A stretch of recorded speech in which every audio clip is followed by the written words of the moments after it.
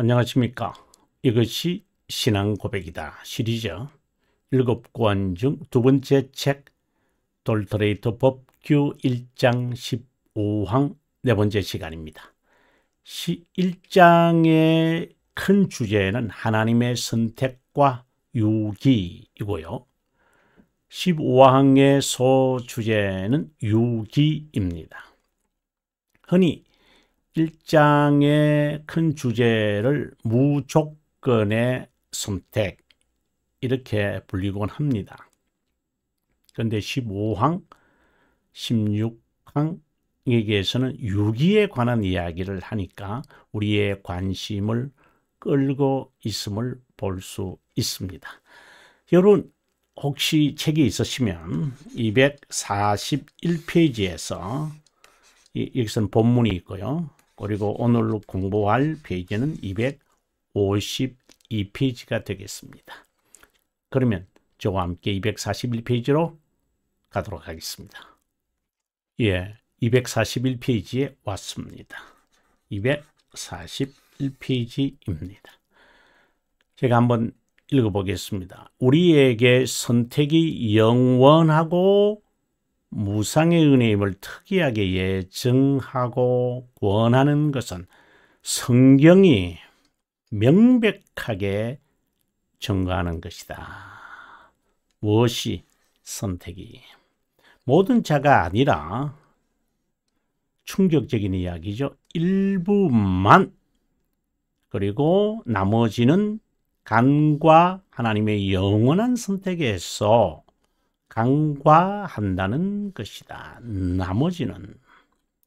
자, 그러면은 그 나머지에 관한 이야기, 나머지 좀, 그 유기된 자에 관하여 성경은 뭐라고 말하느냐? 하나님은 자신의 주권과 가장 정의롭고 불가이적이고 불변한 선한 기쁨에 있다. 선택의 유일한 근거가 선한 기쁨이잖아요. 그죠? 1장 10항에 나타나는데. 그런데 그들의 특징이 뭐냐면, 이제 유기된 자의 특징을 말합니다. 자의적이다. 뛰어들어 공유하는 비참함에 내버려 두기로, 어떻게 본다면 간섭하지 않으신다. 그의 생애에 하나님이 간섭 그리고 끼어들기 하지 않으신다. 개인의 삶에 하나님이 끼어드신다. 여러분 아마 신자들이 공통적으로 느끼는 게 내 인생에 하나님이 간섭하신다. 이렇게 하나님의 측면에서 설명하면은 전혀 잘못된 설명이지만 이제 우리가 바라보았을 때 구원하는 믿음과 회심의 은혜를 그들에게 베풀지 않기로 작정했다. 내버려 두시는구나. 자의적으로 살아가도록 제멋대로 willfully 하나님께 불순종한 아담이 떠오릅니다. 3번으로 갑니다. 하나님은 자신의 정의로운 심판에 제외된 자들 내버려 두심으로, 방금 이야기해왔던 내버려 두심으로 자신의 길을 따르도록 한다. 자신의 길. 앞에서는 자의라고 했잖아요. 자의로. 여기서는 자기가 하고 싶은 대로 자기의 판단에 따라서 자기가 선택하며 살게 한다. 마침내 그 결과가 뭐냐? 하나님은 자신의 정의를 선포하고, 다른 말로 한다면은 정의의 영광을 명시하신다. 이렇게 말할 수 있습니다. 그들의 불신앙 때문만 아니라 그들이 범한 다른 모든 죄 때문에 영원토록 정죄와 벌을 받게 한다. 영원한 겁니다. 우리는 이것을 가리켜 유기의 작정이라 부른다. 그렇다고 이것으로 하나님을 죄의 저자로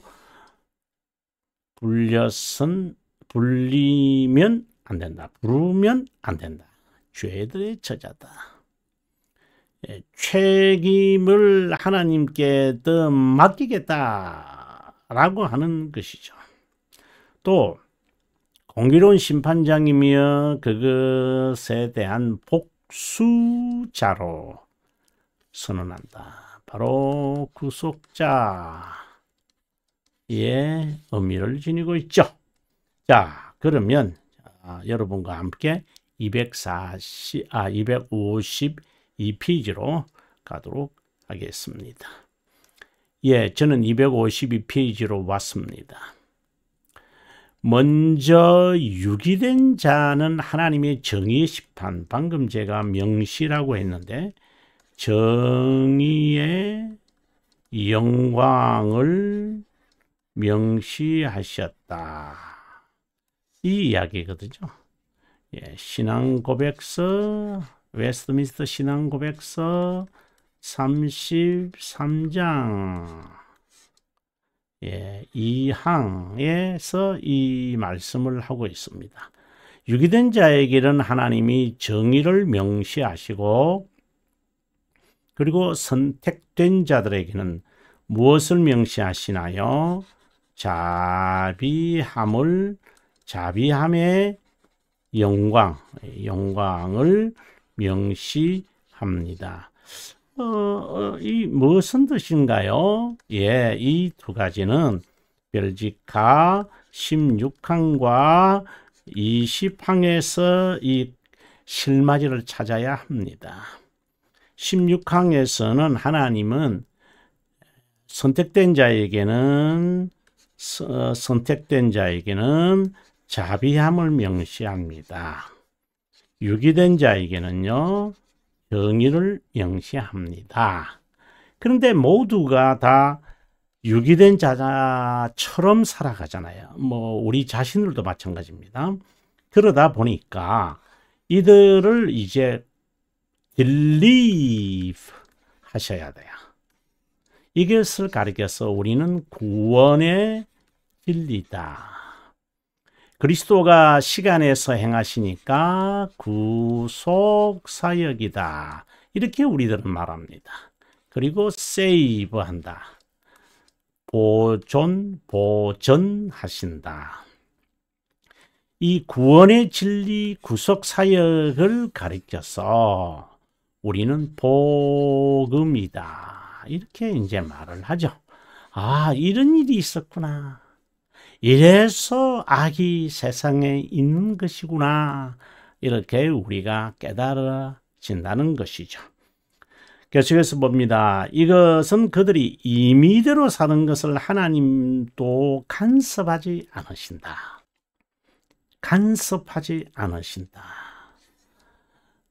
정말 인터세션 하나님이 삶 속에 이렇게 침입하지 않는다 이 말입니다. 그 결과 그들은 영원한 정죄와 처벌을 받는다. 이것은 그들의 불신과 그것에 따른 죄의 결과죠. 그래서 환난을 받는 너희에게는 우리와 함께 안식으로 갚으시는 것이 하나님의 공의다.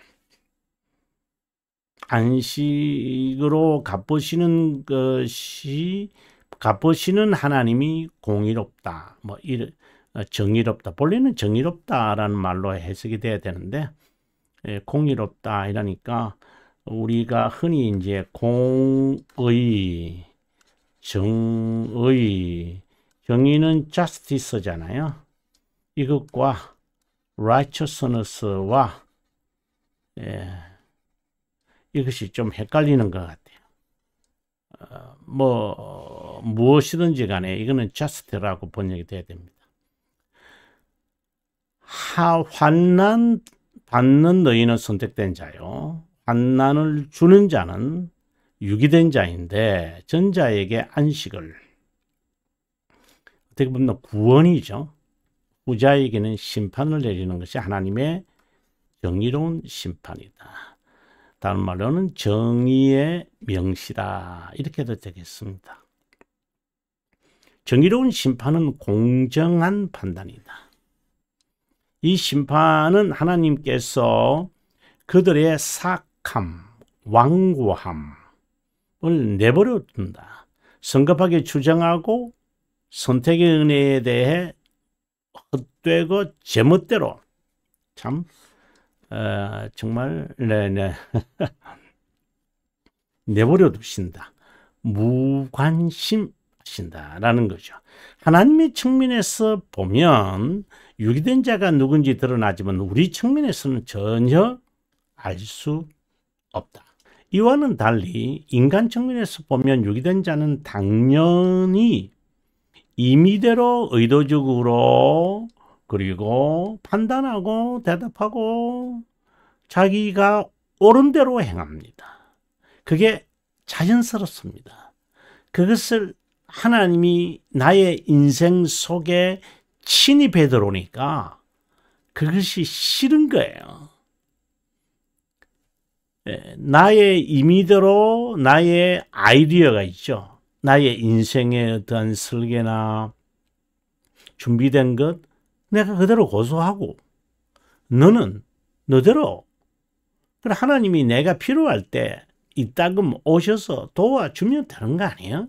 그 이상 왜 나를 습관도 바꾸라 그러죠. 버릇도 고쳐라 그러죠. 나의 삶의 스케줄들을 다 재조정해야 한다는 것. 여러분 어떻게 생각하십니까? 하나님의 간섭과 하나님의 종으로서의 너희의 몸을 의의 종으로 드려라 라고 했는데 로마서 6장에서 그렇게 하기를 원하신가요? 얼만큼의 사람들이 그것을 원하는지 저는 모르겠어요. 그래서 야고보서에 이런 말씀이 있잖아요. 내일 어디 가겠다. 그리고 어떻게 해서 내가 이만큼 벌겠다. 물론 그 자체가 그 계획을 세우는 게 잘못된 건 아니죠. 근데 오늘 밤에 내 영 거두어가면 너가 계획했던 것과 쌓아둔 것이 누구의 것이 되겠느냐. 이 말씀을 우리가 야고보서 사도의 말을 읽다 보면 그럼 우리가 계획 없이 무계획으로 살아란 말이야. 그렇게 착각할 수가 있습니다. 아닙니다, 여러분. 그죠? 잘 아시죠? 자신의 삶에 하나님의 의를 따라 선을 따라 재조정, 재조절해야만 합니다. 재정비하셔야 합니다. 그래서 제가 성도들에게 늘 이런 말을 합니다. 직업도 모든 직업 다 내가 선택하겠다 하지 마라. 개혁신앙인들은 직업 선택도 제한적이다. 규율 지켜야죠. 또 수요 예외 지켜야죠. 또 저녁에 모임이 있으니까 그거 가야죠. 그럼 이거 저거 다 빼고 어떻게 살아갑니까? 예, 살아가는 분들입니다. 이북에 있는 성도들이 피해가면서 주일 예배를 드리고 저녁 예배를 드리고 새벽 제단을 지금도 드리고 있습니다. 이거 다 제하면 어떻게 해요? 줄여야 되고 내려놔야 되고 포기해야죠. 근데 그런 것이 다 싫은 거예요. 내가 원하는 대로 하나님이 그 맞추어 주면 되는 거예요. 여러분 어느 삶이 성도의 삶이라고 보십니까? 한번 진지하게 생각했으면 좋겠습니다. 정의로운 심판은 최초의 부모 아담을 말합니다. 그것을 일시적이고 영원한 저주로 나타났다. 하나님의 정의는 처벌을 동반한다. 정의는 처벌. 그렇죠? 그 다음에 진노는 저주. 이렇게 이제 서로 어군이 되어진다. 이것은 여러분 하이델베르그 37문에서 제가 자세하게 이 부분에 대해서 설명하고 있습니다. 이것은 홀이라도 지불하지 않으면 안 된다 라고 경고할 정도로 철저하게 영원하다, 철저할 뿐만 아니라 영어에서는 throughout 이라죠. 철저하게 정말 무시무시하게 무서운 심판이다. 하나님의 정의는 세상 사람들이 증거 불충분 없습니다. 하나님에게는. 칼빈 선생은 이런 말을 하죠. 하나님의 자녀들에게는 하늘의 법정에 관심이 있지, 그 법정의 기준에 따라 살아가는 것이 세상 법정의 기준에서 자유하려고 하지는 않는다. 역으로 말하면 잃어버린 한 양이라도 찾을 때까지 포기하지 않는 그분의 부성애를 잊지 말아야 한다. 유기된 자에게 공포의 심판이지만 선택된 자에게는 위로가 될 것이다. 어떤 자들에게는 이것이 저주고 공포고 불평이고 부담이고 간섭이지만 하나님의 선택된 자들에게는 이것이 위로고 기쁨이고 삶 자체다. 처벌을 요구하는 것은 유기된 누구라도 하나님의 정의를 만족시키지 못하다는 것을, 여기서 처벌은 두 가지로 나타나죠. 여러분, 첫 번째 저는 일시적 이고 두 번째는요 영원한 것입니다. 이런 처벌을 인간이 어떻게 만족시켜요? 일시적인 것은 가능하겠지만 이거는요 자유로 행한 무엇이든 자신의 의지에 따라 행한 무엇이든 정의의 심판이 된다.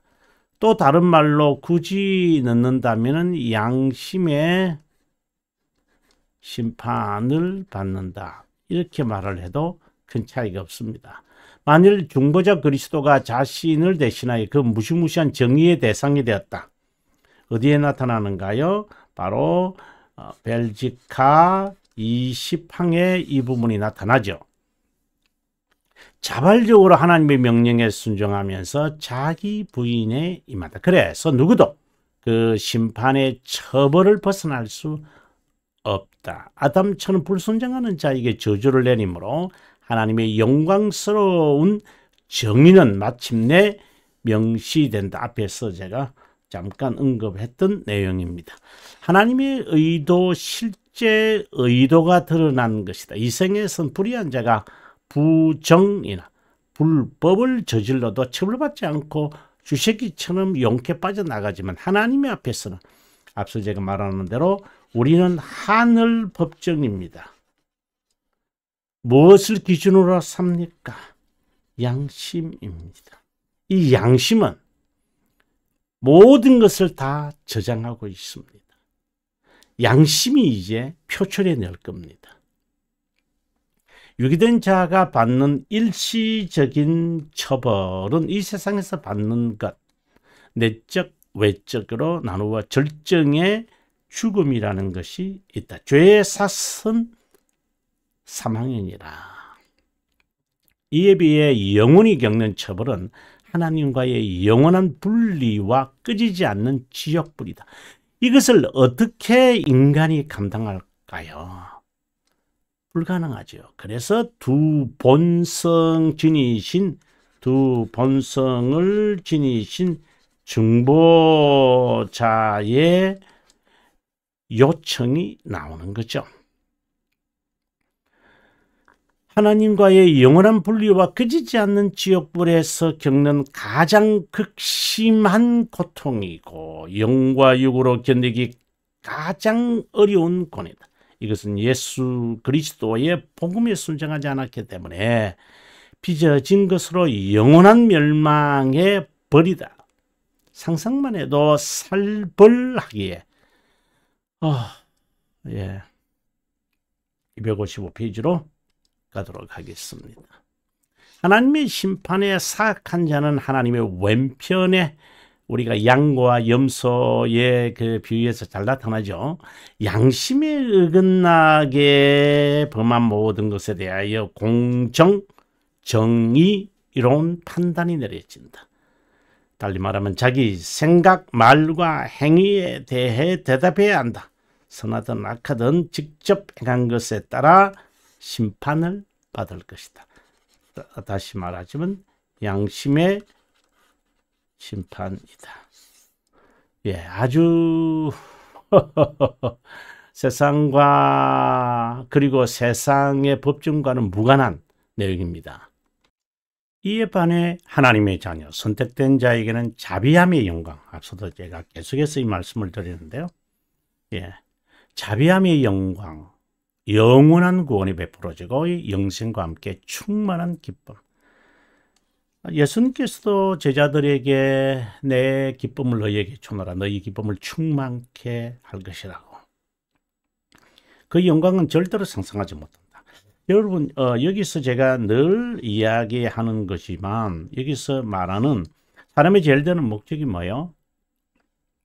하나님의 영광을 위하여 살아간다. 이런 이제 이야기를 우리가 하잖아요. 여기서 영광이라는 것은 하나님의 현현을 말합니다. 예, 하나님의 나타내심입니다. 여러분, 이것을 나중에 소결이 문답, 대결이 문답, 그죠? 여기서 제가 자세하게 일문들이죠. 제가 설명을 하지만 하나님의 실존을 경험하는 것. 그것은 하나님의 본질이 어떠하심으로 우리는 나타냅니다.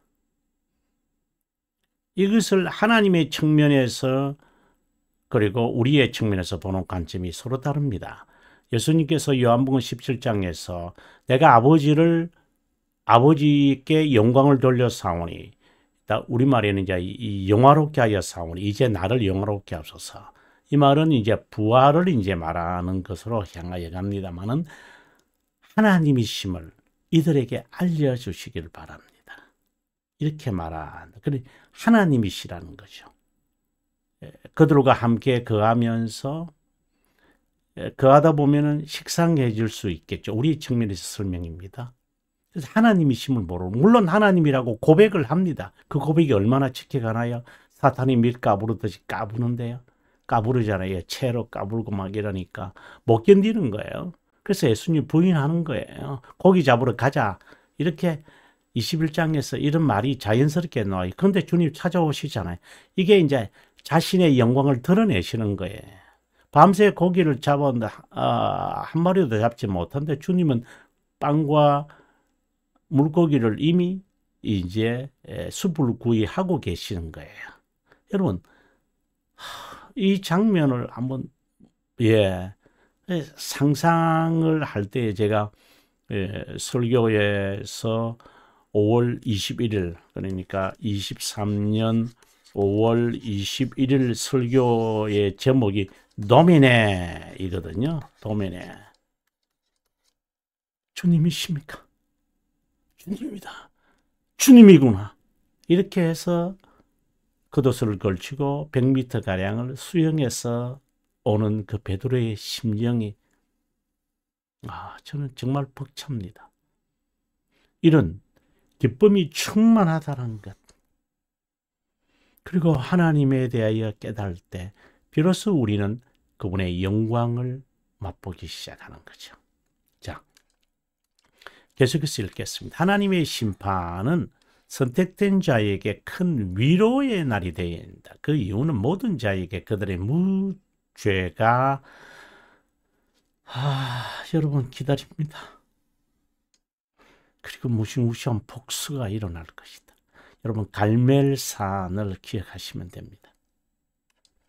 갈멜산. 어떤 일이 생긴 거 여러분 기억하시죠? 850대 1입니다. 여러분 무시무시한 학살과 살생이 일어납니다. 심판에 대한 경고입니다. 자기를 헤아리기까지 그들은 부르짖지만 아무런 해결책을 그들은 갖지 못합니다. 그래서 지옥에서 겪을 부자의 고통을 미리 맛보는 것이라고 말해도 됐다고 저는 생각합니다. 다시 말하지만 선택된 자에게는 하나님의 자비함이, 유기된 자에게는 정의 20장, 16장, 20장 앞서서 제가 말씀드렸습니다만은 하이델베르그 신문과 11문에서 자세히 고백한다. 이 자비함의 정의, 하이델베르그 신문과 11문. 또 일시적 처벌은 이 세상에서 받는 공정한 판단이고, 이 영원한 처벌은 이것은 하나님의 정의에 대한 거잖아요. 재림 직후 받게 될 최후의 심판이다. 일시이고 영원한 심판에 대한 구조책은 바로 델리, 구조자는 중보자뿐이다. 이 12장이 또 지난 시간에도 제가 그래야 했습니다만은 God will has his justice satisfaction 이렇게 돼 있어요. satisfied. 예, 죄송합니다. 예, 만족. 여기 수동태라 그랬잖아요. 여러분 해제가. 그래서 하나님은 이 will입니다. 글자가 제가 뭐 해시 돼서 그런데 하나님은 자신의 정의를 자신의 정의가 자신이 만족하게 합니다. 이것에 대하여 우리가 깊은 깨달음이 있으면 좋겠습니다. 하나님은 자신의 정의로운 동시에 자비로운 분임을 잊지 마라. 이것은 누구에게요? 유기된 자에게. 이것은요, 선택된 자에게다. 여러분, 이 분명히 우리가 합시다. 유기된 자에게는 정의, 자비함. 이것은 구원의 길을 마련한 중보자 하나님에 대한 선, 그리고 복음의 진리를 알리는 나팔 소리다. 여러분 여기까지 할까요? 다음 시간에 256페이지에 하기로 하고요. 오늘은 여기에서 멈추겠습니다. 여러분 긴 시간 동안 시청해 주셔서 감사하고요. 저는 다음 시간에 뵙겠습니다. 여기에 관한 강의가 벌써 4번째인데요. 다음 시간에 아마 마무리할 것 같습니다. 복습 꼭 부탁드립니다. 그리고 남은 시간 행복하시기 바랍니다.